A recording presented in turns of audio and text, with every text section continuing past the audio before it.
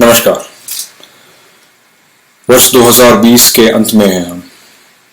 कुछ हफ्तों में वर्ष 2020 खत्म हो जाएगा। अब तक यह वर्ष सारे जगत के लिए, मानव जाति के लिए काफी कठिन और दुखों से भरा रहा है। पीड़ा के इस समय में मैं आपके साथ पवित्र बाइबल में से कुछ अटल सत्य बांटना चाहता हूँ। मेरी ये प्रार्थना है कि विश्वास के नींव पर आप इस सनातन सत्य में दिलासा और सुकून पाओगे। मेरा आज का विषय है मृत्यु पर विजयी यीशु।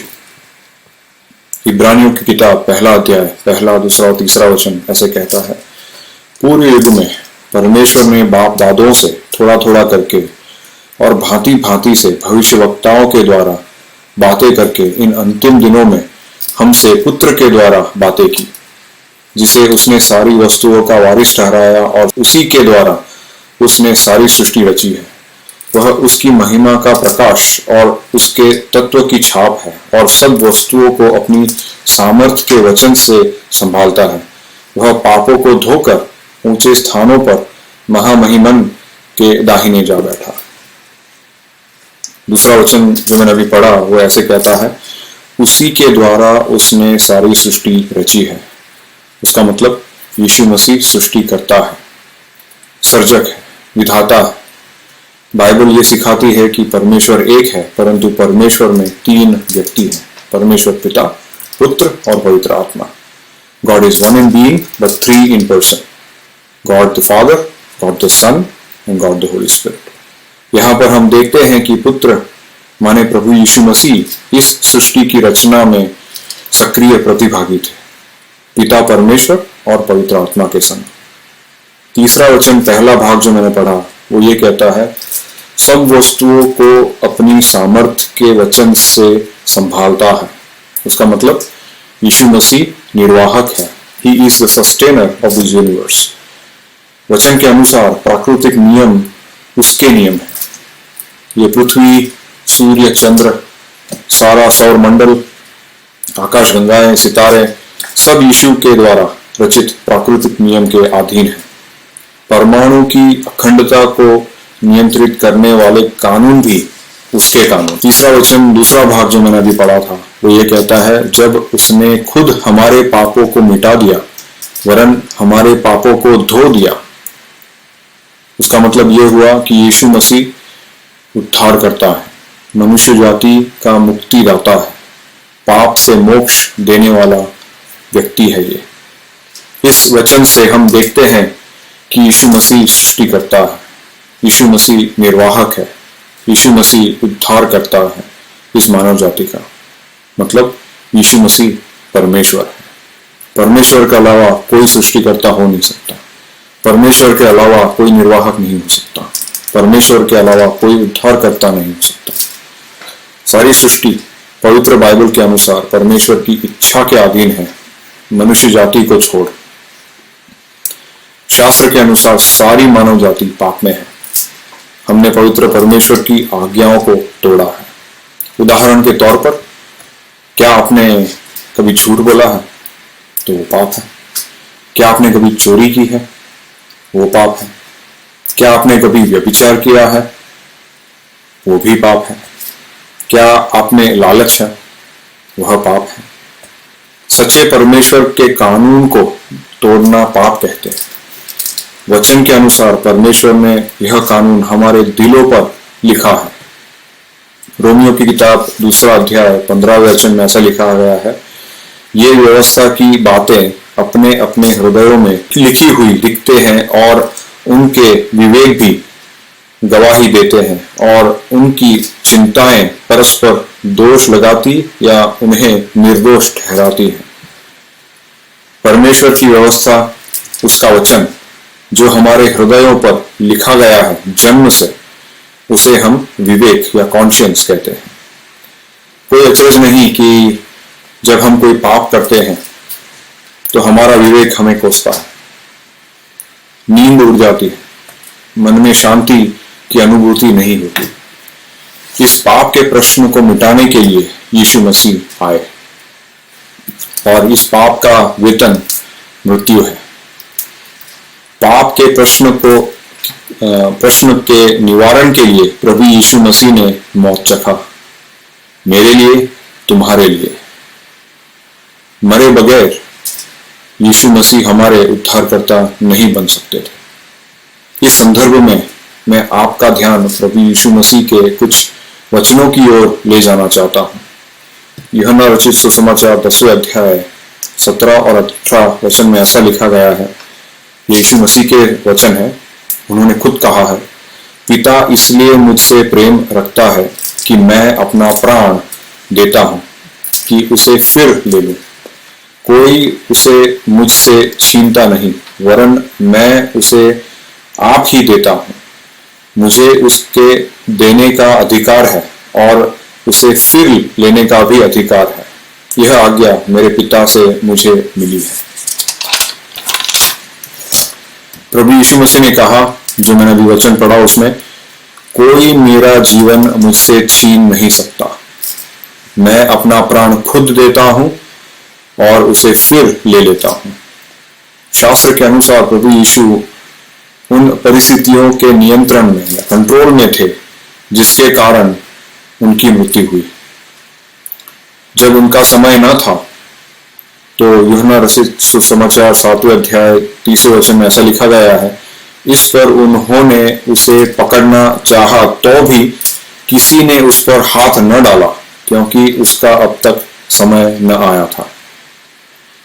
लेकिन जब उनका समय आ गया था तो यूहन्ना रचित सुसमाचार 12वें अध्याय में 23वें कलम में ऐसा लिखा गया है, इस पर यीशु ने उनसे कहा, वह समय आ गया है कि मनुष्य के पुत्र की महिमा हो कलवरी के क्रूस के मौत से। ये हम यूहन्ना रचित सुसमाचार 17वें अध्याय में और पहला वचन में भी देख सकते हैं। यीशु ने ये बातें कही और अपनी आंखें आकाश की ओर उठाकर कहा, हे पिता, वह घड़ी आ पहुंची, अपने पुत्र की महिमा कर कि पुत्र भी तुम्हारी महिमा करे। मैं आपके सामने ऐसे 10 घटनाएं जो यीशु मसीह का जो अंतिम सप्ताह था इस दुनिया में कैसे यीशु मसीह उन घटनाओं को नियंत्रित किया या कंट्रोल किया, वो मैं आपके सामने रखना चाहता हूँ। ये दिखाने के लिए कि यीशु मसीह स्वयं परमेश्वर है, परमेश्वर ही घटनाओं को नियंत्रित कर सकता है। पहली घटना, प्रभु यीशु ने फसह दावत के बाद उसे मारने के लिए यहूदी शासकों के फैसले को खारिज कर दिया। ये हम देख सकते हैं मत्ती रचित सुसमाचार 26 अध्याय में पहला वचन से लेकर 5वें वचन तक। दूसरी घटना, कब शैतान को यहूदा में प्रवेश करना चाहिए, इस बात को प्रभु यीशु ने नियंत्रित किया। उसने यहूदा को उसे धोखा देने के लिए छोड़ने की भी अनुमति दी। ये हम देख सकते हैं यूहन्ना रचित सुसमाचार 13वें अध्याय 27वें वचन में। तीसरी घटना, प्रभु यीशु जानते थे कि कब और कहां यहूदा और उसके साथियों का सामना होना चाहिए। ये हम देख सकते हैं यूहन्ना रचित सुसमाचार 14वें अध्याय में। चौथी घटना, प्रभु यीशु के शब्द आई एम, मैं हूं के कारण 600 मंदिर रक्षक या सैनिक पीछे की ओर चले गए और जमीन पर गिर गए। यीशु मसीह की महिमा ऐसी थी। क्या वे उसकी अनुमति के बिना अपने आप उठ सकते थे? कदापि नहीं। याद रखें कि यीशु मसीह परमेश्वर स्वयं है। उन्हें पता था कि यीशु ने उन्हें विनाश से बख्श दिया था। यदि यीशु मसीह चाहते तो वे 72,000 दूतों को बुलाकर इन सैनिकों का नाश कर सकते थे। ये हम देख सकते हैं मत्ती रचित सुसमाचार 26 अध्याय में, जब यीशु ने कहा कि उनके चेलों को जाने दो, तो उन सैनिकों ने चेलों को जाने दिया। ये हम देख सकते हैं यूहन्ना रचित सुसमाचार 18वें अध्याय में।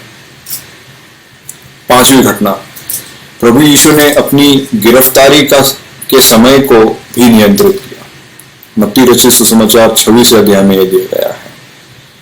छठी घटना, प्रभु यीशु ने अनिच्छुक पिलातूस को नियंत्रित किया, उसे क्रूस पर चढ़ाने का अधिकार दिया।